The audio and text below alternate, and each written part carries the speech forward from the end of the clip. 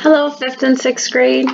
We are going to work on our lesson today, and our lesson is from Unit 5, Lesson 1, Reviewing and Punctuation.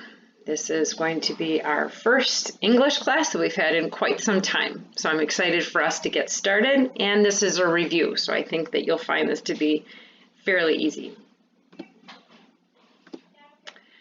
Just to review, a sentence begins with a capital letter and ends with an end mark. And now we're going to talk a little bit about the different end marks that go at the end of sentences. End marks indicate, they tell you if you are making a statement. For example, if it's just a simple statement, this is a very powerful presentation. It ends with a period. End marks also indicate if you are asking a question, like, are you enjoying this English lesson? As you can see, at the end of this statement is a question mark because it's a question. At the end of this statement is a period. Another way is end marks tell if you are giving a command. You need to watch this informative presentation. That is basically telling someone to do something, and that ends with a period. Sometimes people say, well, it should end with an exclamation mark because you're yelling at them. No, I'm not yelling. We are just giving a command, and that would involve just doing a period. But end marks can also show strong feeling. What an amazing lesson this is.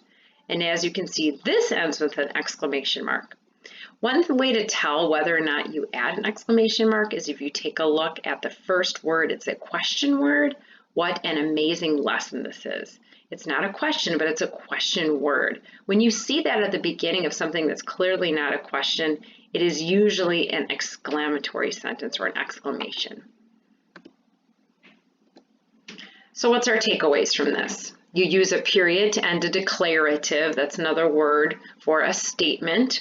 Or imperative, which is a command sentence. So periods are for statements or declarative or command or imperative sentences. You use a question mark to end an interrogative sentence, otherwise known as a question. So when you hear the words interrogative, that basically means question.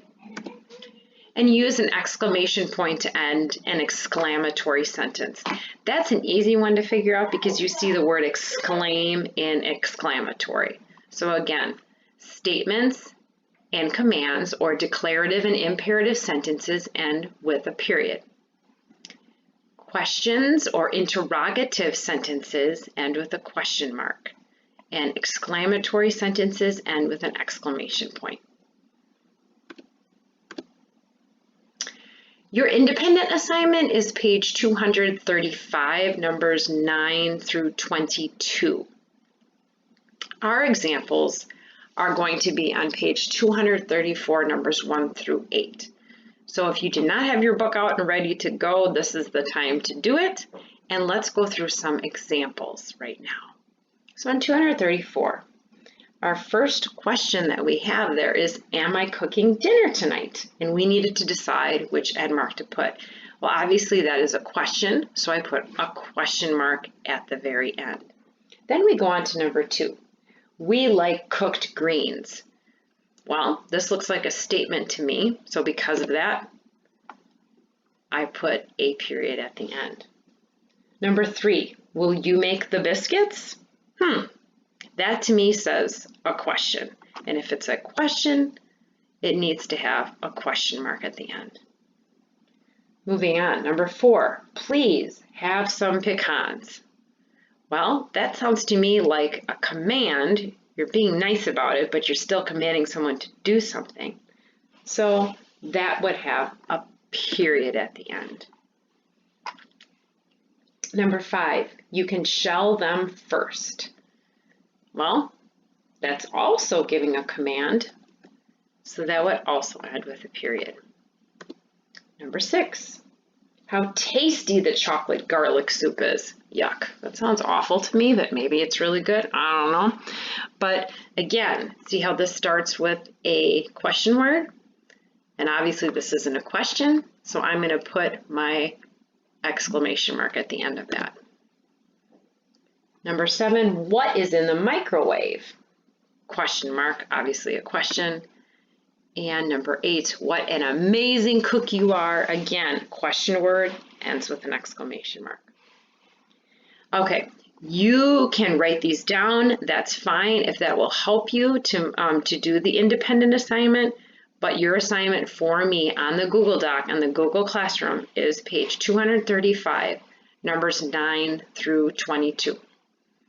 I hope you enjoyed this reviewing and punctuation lesson. Make sure that you do numbers 9 through 14. You're going to write the sentences, so you will type them and add the end marks. Numbers 15 through 22, you are going to type it as well. Please make sure you can write the word host with the colon afterwards. Make sure that you pay attention to the different end marks that you're going to add. And please realize that there are 8 punctuation errors that you need to fix. You can type this into the Google Doc and submit them on the Google Classroom. All right, if you have any questions, you know where to reach me. If not, then I look forward to working with you again soon. Have a great day.